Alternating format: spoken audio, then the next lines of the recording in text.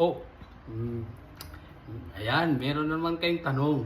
So habang tayo ay nagluluto, so hindi na natin sasayangin yung pagkakataon na sagutin ang inyong mga katanungan tungkol sa batas. So ngayon naman, pag-usapan natin yung mga ganitong eksena.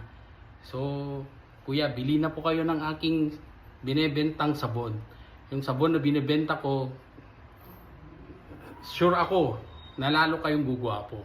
So, ikaw naman, syempre, of course, mapapabili ka sa ganun.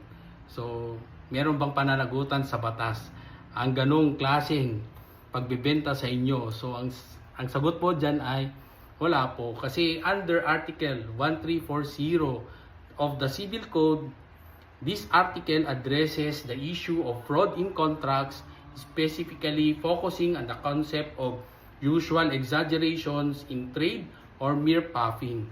So ngayon, we're going to define what is usual exaggeration and mere puffing under the law.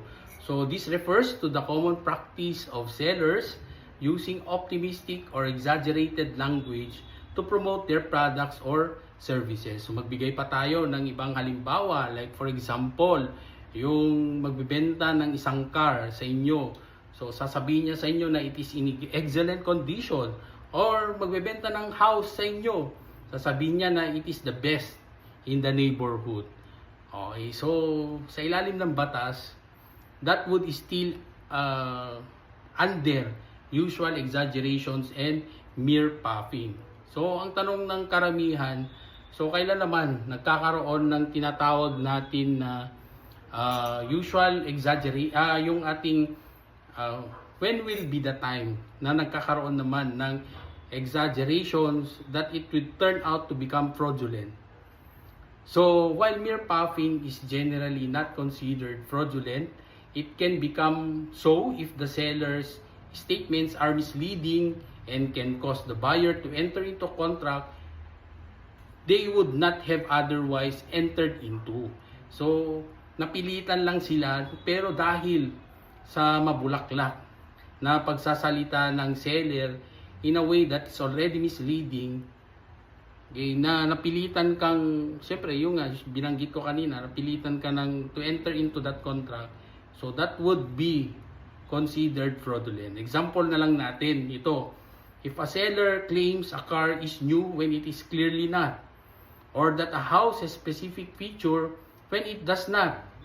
So this would be examples of fraudulent misrepresentation even if they are presented to you as sales talk.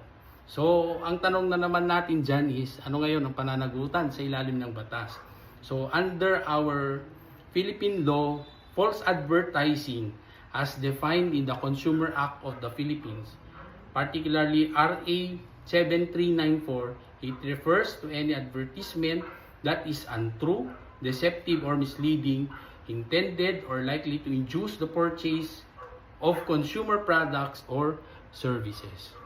So, Attorney Kid Castro po, panatag ang loob ng taong may alam. Hanggang sa muli.